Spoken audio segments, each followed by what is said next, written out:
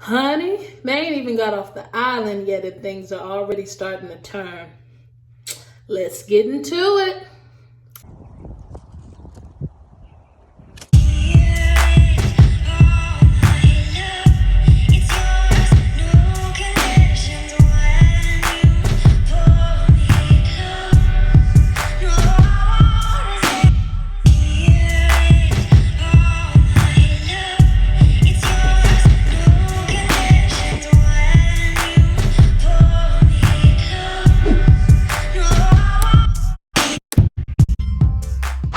Hi, Fruitful Family. It's Brittany here, and you know what it is. If it is Thursday, that means it is time to recap Married at First Sight, Season 11, and we are on Episode 6 this week. Let's do it.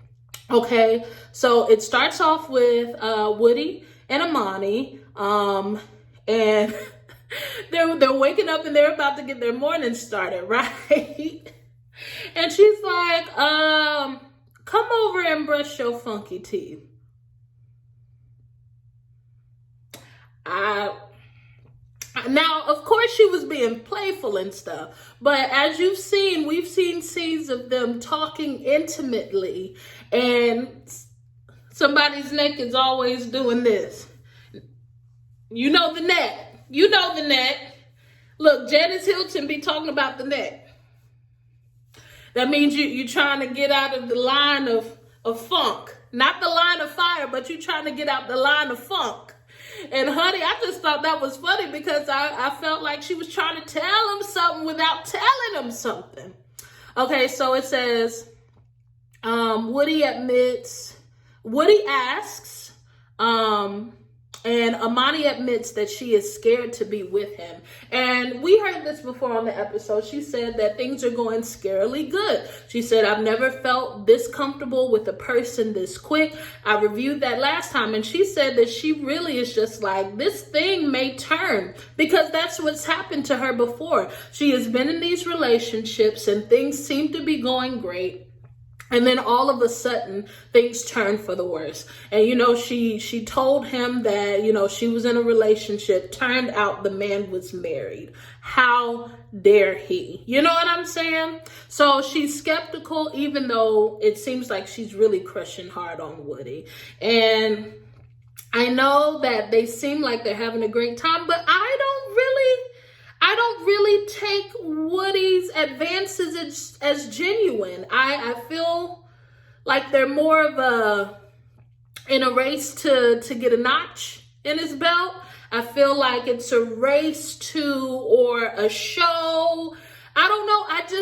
And maybe I'm wrong. I hope I'm wrong because, I love marriage and I want it to work out, but it just seems like his advances aren't really genuine, that they're really, what he's doing to meet a goal. Anyway, so, Woody was just telling her that he wants to be realistic, because, after Paradise, they got to go back and get into the real world. But he feels like that they'll be able to adjust and everything is going to be all right. So we move on to BRET and Olivia. BRET says he is loving his experience and his feelings are growing. Another one that I feel that isn't very genuine. You know what? Because, and maybe I'm still basing it on the fact that he, showed out at the bachelor party and the fact that you were on dates right before you were told you were chosen for this process, that to me, I don't know. Maybe other people would say, oh, well, he was just dating because it may have not worked out. But if I'm preparing myself for marriage, and I know that marriage could be coming this soon, then I wouldn't be out dating. Because if I'm ready for marriage, I don't need to sow my royal oats, okay? That's just me. I don't know. We gonna see. Like I said, another couple, I hope they prove me wrong. And so BRET and Olivia and Woody and Amani, they decide to hang out. And Amani said that she likes Olivia, but wants to know BRET a little bit more. And like I said, it seems like everyone around here is pretty skeptical of BRET. And what I think is that the other men went and chatted to their wives about what went down at the bachelor party and all of that, and hitting on the friend. I think everybody been chit-chatting. I think that's what's been going on, and that's why everybody is automatically so skeptical of BRET. You can't tell me. I mean, I just don't feel like everybody just has a feeling. I feel like y'all been talking about the man. And y'all are worried that Olivia, because she wants the good guy, that she really doesn't have him. Let's see. Yeah, and they actually bring up the bachelor party. And, BRET was like, yeah, so, I had too much to drink. I didn't, and I did it on an empty stomach. And, instead of getting sick in front of y'all, I decided to make, a dash for it. Which I really don't believe that. I believe that you got curbed by Henry's friend, and you was a little in your feelings that nobody was deeming you the life of the party, so you decided to continue your party elsewhere. That's what I feel that it is, and it's a shame. Anyway, yeah, and they called it an Irish goodbye. I'd never heard that. I've never heard of an Irish goodbye before. Have y'all heard of that? But I'm not a drinker, so I wouldn't have heard of that probably. But, yeah, so Imani admits that she's skeptical. We gonna see. Only time will tell. You can only be a representative for so long before some type of red flag begins to come up and come out. And everybody is saying that everything is so good now, they wonder what exactly the rift will be, because everything is going so good and everybody is getting along so well. They just wonder what and you know what? I can get that. I wonder, but I wouldn't dwell on that thing, because the thing you fear the most will come upon you. And if you waiting for a rift, you shall surely get one, as you will see. And if you saw it already, okay? So let's get to Bennett and Amelia.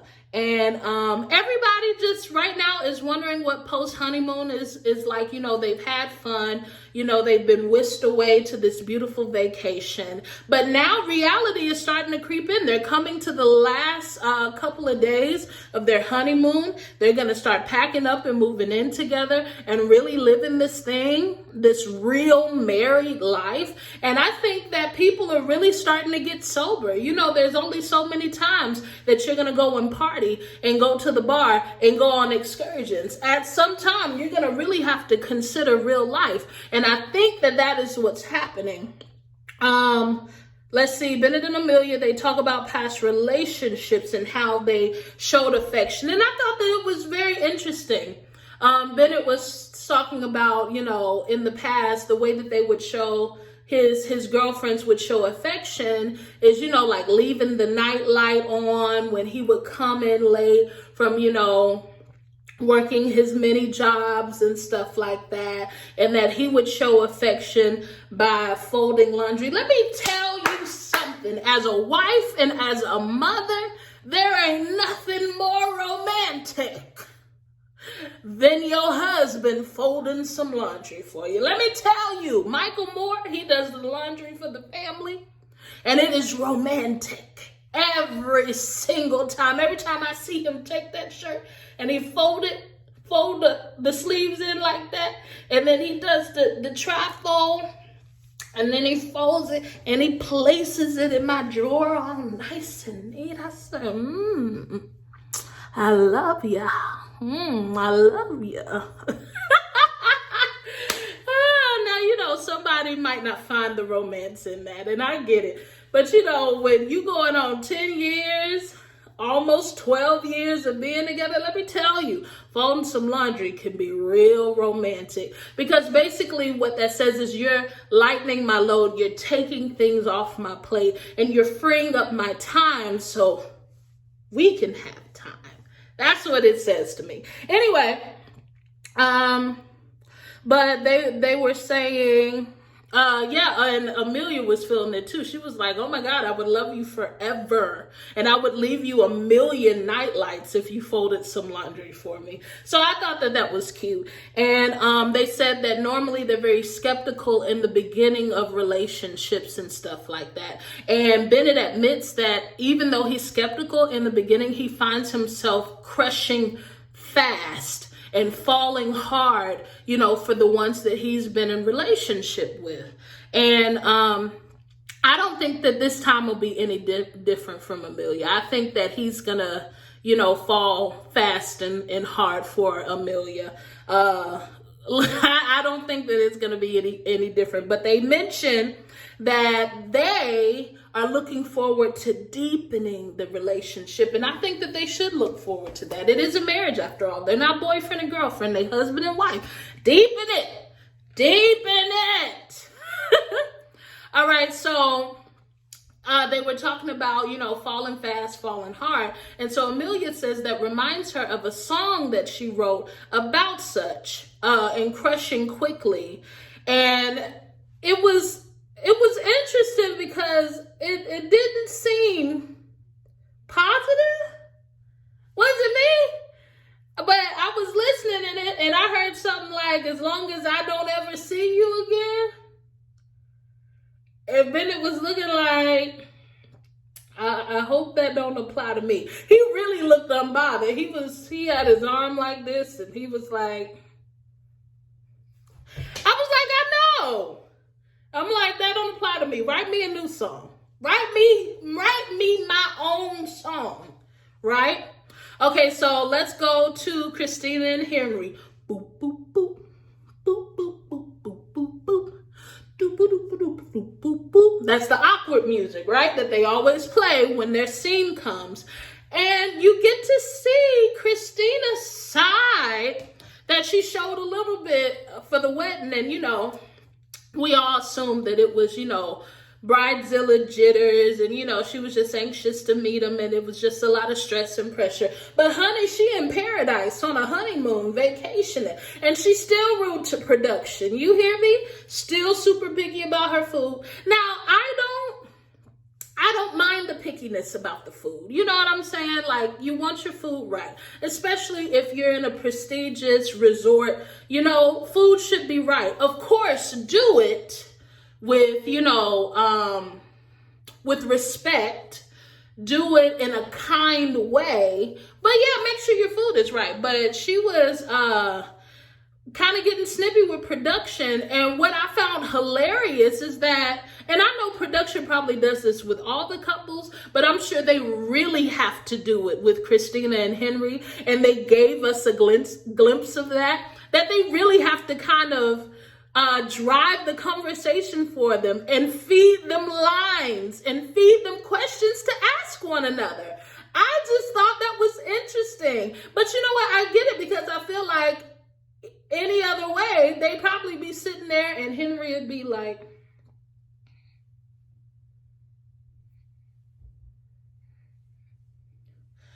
and Christina would be like, you know how they are. So, it was interesting to me. And, you know, Henry brought up that he really doesn't like that side of her. How she's kind of snippy. I would use the word curt. She's a little curt when it comes to production and her food. And I'm sure that as she gets comfortable, she's going to even be curt with you, Henry. So just get ready about that. It says that Christina lets Henry know that she's ready for him to make a move already. And I feel like because Henry is moving so slow, Christina is starting to feel insecure. First of all, I think that she was already insecure. I mean, when you see the fact that she cried because no man but her grandfather has ever given her flowers, you see that there are insecurities there because, you know, she feels like she hasn't been loved and shown affection the way way that she feels that she should. So we already know that Christina has insecurities, but we see that they are coming out because Henry is not affectionate towards her. And Henry says that I'm gonna move slow. But here's my thing, Henry, if you want to move slow, get hooked up to date and to court, not to marry, Henry. You're married at first sight is the very opposite of slow. Why would you torture somebody who is ready to be in a marriage? A marriage does not move slow. I don't get that. Is it just me? I mean, because everybody is like, yeah, move slow, move slow. This is marriage. Why dive in if you want to go slow? If you want to go slow, then just, get a matchmaker. Oh, I was watching the show on Netflix called Indian Matchmaker. Really like that show also. But anyway, get a matchmaker and then date like that. Don't get married and then say, oh, I'm really slow. You won't even, she has to ask you, do you think her love language is words of affirmation. Obviously. Is it really moving too fast to tell her, Christina, you look absolutely beautiful today. You know what, Christina, even though I am taking this process slow, I'm just so glad to, be in your presence and to be getting to, is it really that fast? Come on. All right. And said, so Henry says he's guarded, but the marriage is a big deal to him. Okay, I like that. At least you're letting her know that the marriage is a big deal to you and that this is important to you. Give her something, please. Give her a cookie, give her a cupcake, give her a vanilla wafer, something. Okay, so Christina says she doesn't like being the aggressor, but she will work on patience. And you know what? I can understand that because, when not all women, but many women, they want to be, what's the word? I don't know. I can't think of the words. I can only give you the movement for the word. By their man. By their man, right? That's what many women want. They want their man to just take them in. Not aggressive, because, you don't want to feel like, you're being forced into something you're not comfortable. I don't like the word aggressor. Give me another word in the comments. What word is that?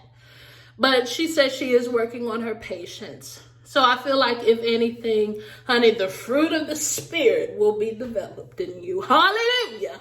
All right, so we're back to Bennett and Amelia, and I thought it was so funny. They were kind of walking on this nature trail, and they were talking about things they keep in their pockets, and he was talking about keys, wallet, which is normal, but then you started talking about chips and pictures of loved ones.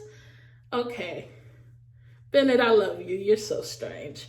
And then they were talking about how they grew up on their childhood, and it seems like they both really enjoyed their childhoods, even though we know that Bennett had some issues with anxiety, dealing with mortality.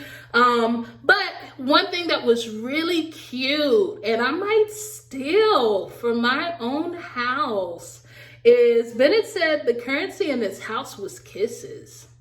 Like, you have to get, if you want to go hang out with your friend, you got to give me 50 kisses. I might do that. I like that, Bennett. Taking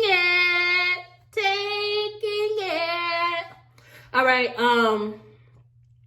They talk about kids, but Bennett feels like I feel like this is really quick and a really premature topic to be talking about kids when we've only known each other for almost a week. I think that's interesting. And then they begin to define love with one another.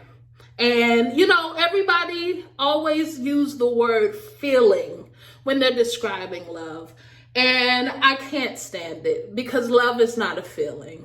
And love is not an emotion. Love may cause you to feel or to emote, but it in itself is not an emotion or a feeling. But y'all gonna learn.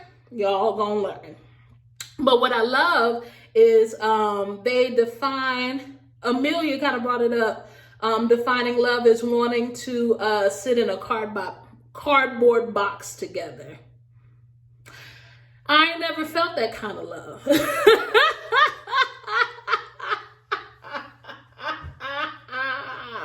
If love is a feeling, I ain't never felt that. Now, granted, if I had to, with my husband, sit in a cardboard box, sure would.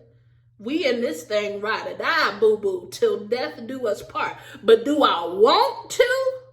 That's a negative. That's a negative. Okay, Karen and Miles. So they're sunbathing, and Miles feels like he's comfortable after only a few days of opening up and sharing this with Karen. And I was like, what you gonna share, honey? Miles has opened up about him being diagnosed with clinical depression. That's a lot. First of all, I commend him because, there's such this taboo with, African Americans seeking counseling or seeking help for mental, chemical imbalances, hormone imbalances. I am all for therapy. Love therapy. Been to it a couple of 2-3 times. I thank God for therapy. He provided it for a reason. Hallelujah. So I do appreciate him taking the time to figure out what was going on with him. He is on medication, but knowing that this is something that is recent for you, something that you're just beginning to get on medication for, Miles, why are you entering into marriage, sir? I'm not saying that anyone who is clinically depressed shouldn't be married. And you can't help it if you're already married and then you get diagnosed. But do not, at the beginning stages of your diagnosis, enter into a blood covenant that can at times be filled with pressure and stress. You should have just went ahead and took a back seat to get this whole. It's something about getting this whole because another person don't make you whole. You got to get this whole first. Yeah, come on. I'm not here for it. But you'd already done it, and then you dropped the bag on her, and honey Karen was like, what? So you're telling me that you already ain't as masculine as I want you to be. Then on top of that, I'm going to have to, be there for you during your illness. And you know what? Here's the thing about that, because your vows are, for sickness and in health, for rich or poor, till death do us part. Those are the vows, right? But usually people take them vows, hopefully knowing whatever somebody has already going into a marriage. You can't help it if you don't know and then it happens. Then yes, you need to thug it out. But Miles, I don't know, bruh. I was really loving you, but now I'm like, why is you in a marriage? And you recently got diagnosed with clinical depression. You need to be getting it together. Whew. All right. And he admitted to her that he has mood swings. And Karen says this is a red flag. Red flag because she wants a very masculine man. First of all, Karen, clinical depression doesn't strip your masculinity. Clinical depression and masculinity are two different wavelengths. And clinical depression does not mean that he's whining and crying or bending his wrist. Come on. We got to stop that. And see, that's another reason why our men don't get checked out, why our men don't get health screenings, because we have this false impression of masculinity. Yes, I understand you're looking for like an alpha male type personality, and it's okay to want what you want, but please don't make it seem like a man being sick takes away from his masculinity. I don't agree with that, Karen. I do agree that he shouldn't have married you, haven't it? But come on, come up, because we need our men to get tested more. We need our men not ashamed to go to therapy. We need our men making sure that they get those health screenings that they need. We don't need them shamed. Anyway, but Karen is not happy. So Amani and Woody, it goes to them, and they're riding on the ATV, honey. I wouldn't do that if I trusted. Look. There's just some things that I wouldn't do. Anyway, so they driving up hills and valleys, and then it's like steep, and Woody is driving, and Amani is like, I gotta put my trust in you, and I don't even know you. Woody act like he offended. Yeah, you can. Come on, trust has to be built. Trust has to be built, Woody. But he said, I got you. I got you. And in the end, he did. They finished safely. Goes back to Brett and Olivia. They're having dinner. Honey eating crickets for dinner. Yeah. And Olivia begins to ask Brett how much money does he make. Well, you can tell that Brett feels some type of way because he didn't just come out and say it. He was like, well, how much money do you make? All right, you feel some type of way about that number. So he begins to whisper it in her ear, and then she whispers it in his ear, and he's like, wow, you make almost 3 times more than I do. And she's like, it's not 3 times. He's like, at least 2.5. And they were asking, do they feel some type of way about it? In their actions and their body language, they do. They do, but they said that they did it. And Olivia says, I like nice things. I like to go on I like nice vacations. And Brett is like, I just feel like that's a waste of money. Honey, he also felt that he's super excited that, his wife makes more than him. Like he want to get taken care of. Huh? Okay. I'm not with the new age stuff. Very traditional. Very traditional. So Olivia, you got a man and a new cat to take care of. It's a reason, y'all. All right.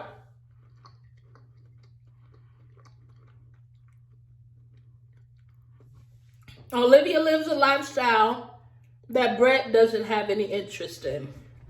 We're going to see how that plays out. Okay, so everybody is going to bed, and Bennett tells Amelia, which is funny that he's only been flossing for a year. Amelia looks super offended by that. So it goes back to Olivia and Brett. We focus a lot on Olivia and Brett on this episode. And so they're talking about the speed of intimacy. Brett is talking about he usually has sex with women on the 3rd date. Who are these women?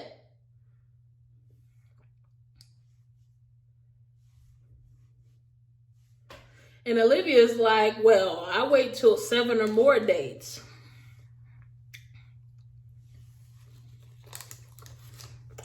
And that's why y'all ain't working out. Anyway. And Brett was like, that's way too long. Olivia wants to take things slow. Brett seems like he's been patient, but I'm wondering how long is that patience going to last? Everybody's patience is going to get tried. Okay. Christina and Henry, they go paddle boarding. And, Henry is like, oh, is there a hospital? I'm going to hurt myself. Henry is low-key extra, y'all. He is low-key extra. Christina is unbothered. Honey, she goes paddleboard and leaves him. It's like, honey, I'm going to let you figure out. You come find me when you do. But in the turn of events, Henry really gets the hang of it. Henry really enjoys it. It seems like him and Christina are having a good time. And it was so funny to me because Christina was paddleboarding up against a wall and then ended up falling in, right? And Henry was like, oh no, are you okay? He asked her, was she okay? But honey, he wasn't coming to get her. He was not getting in that water to get her. Plus, he doesn't know how to swim too. First of all, I wouldn't be paddleboarding if I didn't know how to swim. I don't care if I got a life jacket on. Anywho, but he said something funny. He was like, oh, I was almost a widow. Okay, we see a little personality, Henry. Come on, pull that personality out. All right, let's see. We go back to BRET and Olivia. Honey, a lot of BRET and Olivia. They're underwater with the stingrays, and then they begin talking on the sideline, and BRET is concerned that things may change when the honeymoon is over. And Olivia's like, I don't think so, because what you see from me is what you get. I'm not really going to change. And BRET said he doesn't get mad. Olivia says, I don't raise my voice, but I do get frustrated. And Olivia tells BRET that she talks and sees her family and friends every single day. And BRET is not feeling that. He was like, well, when are we going to have time together if you're so busy hanging out with them? And she's like, well, we don't have to hang out with them every day, but I don't feel like you should have to give up things you enjoy because you're in a marriage.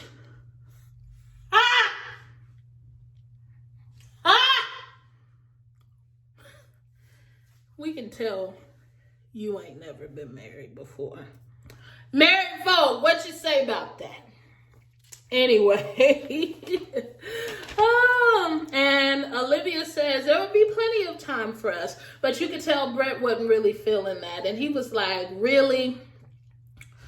So all the couples meet up. And Miles and Karen are talking about racing each other because, you know, Miles is supposed to be an athlete. I'm not sure if Karen is one. She looks like she could have ran track. But they're supposed to be racing, and everybody is basically saying, I believe that Karen's going to win the race. So his best friend Woody and Amani show up on the scene, and Miles is asking him, who going to win in a race? And Amani was like, Karen is going to win. And so he was like, oh, he turned to his best friend and was like, what do you say? He said, my wife has spoken. Miles was in his feelings about that. Amani was like, why are you over there gathering yourself? Let's discuss. And she said, do y'all be kissing? So, 3 out of the 5 couples be kissing. You know Karen and Miles ain't doing no kissing. And you know Christina and Henry ain't doing no kissing. Y'all already know what it is. And Bennett wants everybody to describe their spouse with a fruit. So Amani describes Woody as a pineapple because he's super sweet. Anyway, they ask, so they split up, the husbands and the wives. All the wives go over to the bar, the men stay at the table, and they ask for them to rate their partners. Bennett says it's a 10. He's loving it. And basically Bennett is in love. Amelia said an 8. She said it would be a 10, but she doesn't know the future, so she's rating it an 8.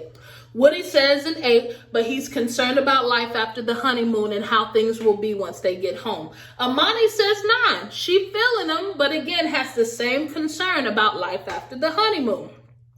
Karen says it's a 6 or 7. It says it's a 6 or 7. Says Mal says with his mouth, he's masculine, but she ain't seen him walk the walk. He talking it, but he ain't walking it.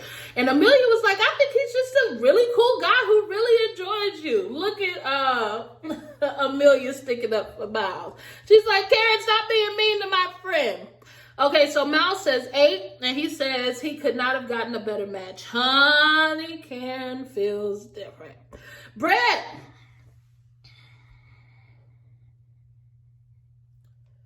then just threw a whole, just started pouring lemon juice on everybody. He just got a whole gallon of lemon juice, no sugar, and just start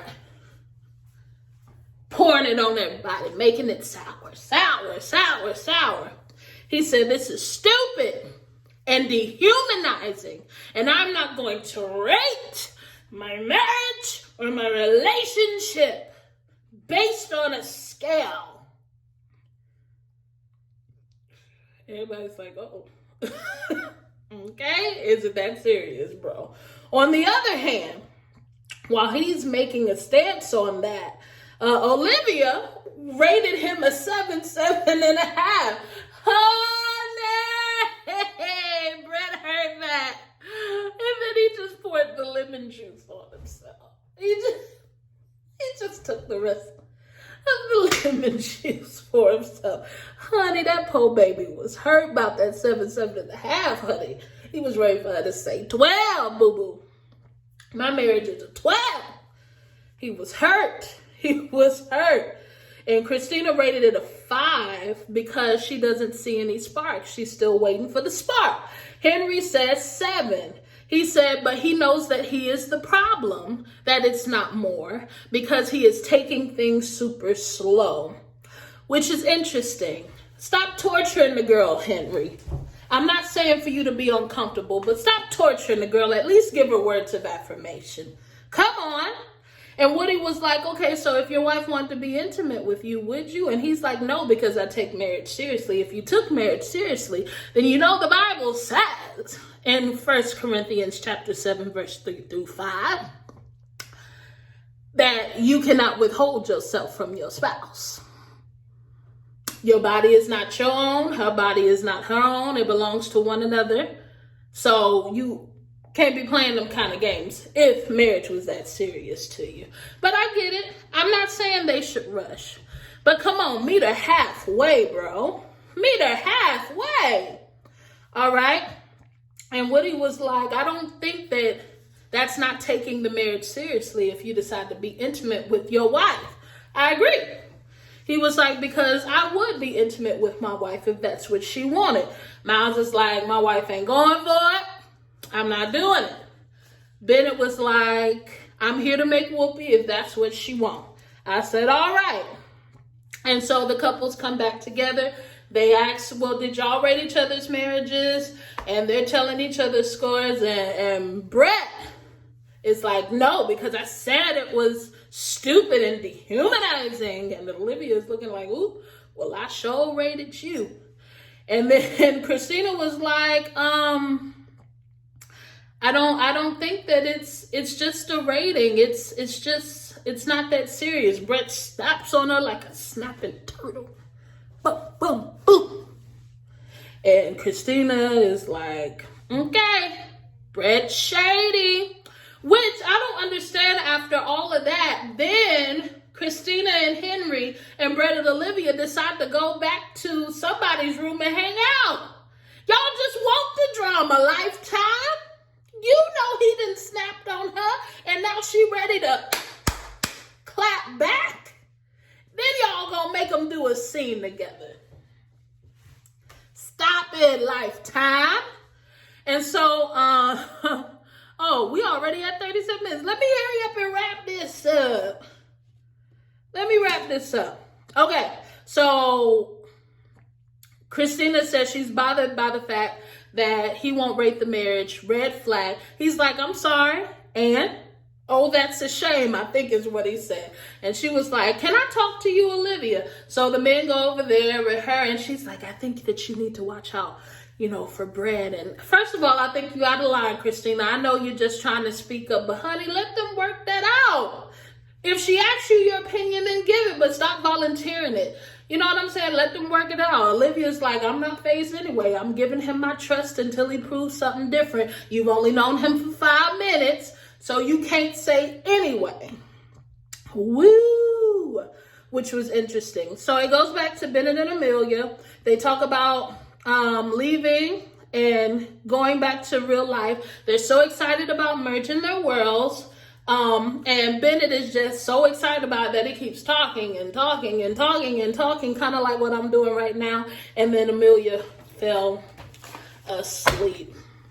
Okay, so Woody, after all of that, plans a romantic bubble bath, candles and rose petals. I don't believe they do that stuff together. Woody, when did you have time for that? And the rose petals was too straight. Did you see that heart with the arrow through it on top of the bubbles? You ain't did that. I don't believe that was you. Y'all told somebody to come and do that and set the scene for you. But honey, they took a bath together and, you know, was just talking about Woody, like, you make me a better me. It's been 7 days, sir. She make you a better you already?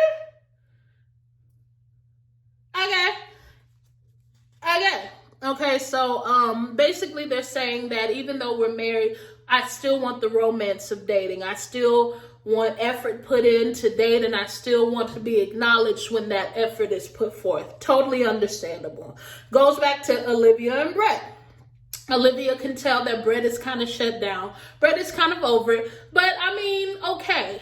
He just spoke his piece about the rating being dehumanizing and stupid. He overhears you rating it, so that means that you are not one accord. Then you didn't give him the score that he wants. Then Christina, you know, tries to put him in check and fails miserably. So he already, you know, men shut down, and he seemed like the type to shut down. So no, he don't want to talk about all of that. So you pulling and pulling and pulling and pulling and pulling, and then all of a sudden, you know, you upset because he don't want to tell you what y'all are going to do when y'all get back. What are y'all going to New Orleans? What things are y'all going to do? He's like, I don't know. Pack, move in, go to work. We ain't going to have time. So she gets in her feelings, storms off. I need a moment, won't let the cameras follow her. Drama for your baby mama. Right? And so they go to bed all upset and stuff like that. And, you know, basically he's shut down. It's expected. I mean, you know, just give him, if you don't want to talk, just say, okay, good night. Well, let's discuss more in the morning. Right? So they wake up the next morning. Olivia is cold towards him, and she's just kind of over it. And Brett, you know, had the night to sleep through it. So now he's able to be like, you know, hey, I was upset about your rating. You know what I feel like I'm putting in 100% for you to only give me a 7. And she was like, it had nothing to do with you as a person. It just had to do with my experience in the marriage, because we are still getting to know each other. So basically she was telling Brett, don't take it personally. Anyway. But yeah, at least he admitted that he was hurt. But he said that, you know, I'm glad that we were able to, you know, have this misunderstanding and then get through it, because that makes me even more excited about moving forward after we leave here. That's my eyebrow. Anyway, goes to Karen and Miles. They wake up to breakfast. And Mal, you know, after hearing all the couples being intimate, he feeling some type of way. He a little jello by him bringing up the topic. But now he want to talk about intimacy with Karen. You know she don't want to talk about no intimacy. And she's like, I don't want to compare myself to the other couples. Our pace is our pace, whether it's days, weeks, or never. Honey, I said, she meant that never. Did she not mean that? She meant that never. And Miles was so upset about that never. He was like, no, not never. Not never. Oh, that masculinity came up when she said never. That's hilarious. Okay. And so everybody's packing up, getting ready to go home. Henry asked Christina if she had a good time, and she said, yes, I had a great time on the vacation. And Henry feels that them going home together is a good thing. Christina hopes that Henry is willing to communicate and take the next step. Henry, you're going to have to step up, show her some affection so she can have something to at least continue to try with. Okay, then it goes to Woody and Amani. They're getting ready and they're getting together. And they're packing up their stuff, and Woody was like, yeah, you know, I like taking showers with you, but sometimes I want to take a shower alone because sometimes I want to pee in the shower.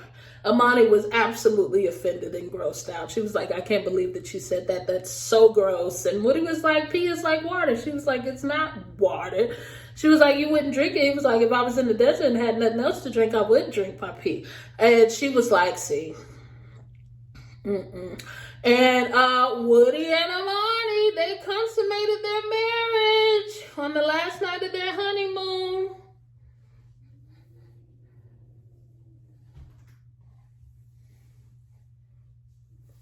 And so there you have it. Yeah, so interesting. Things are turning. They're about to go back to normal life, and I'm interested to see how this is going to work out. Thank you so much for joining me for the recap. Please hit the subscribe button. Go ahead and hit it. I need some more. I'm trying to get to 2K, y'all. Hit the button. Thank you. Thank you. Love you all. And until next time, P.S.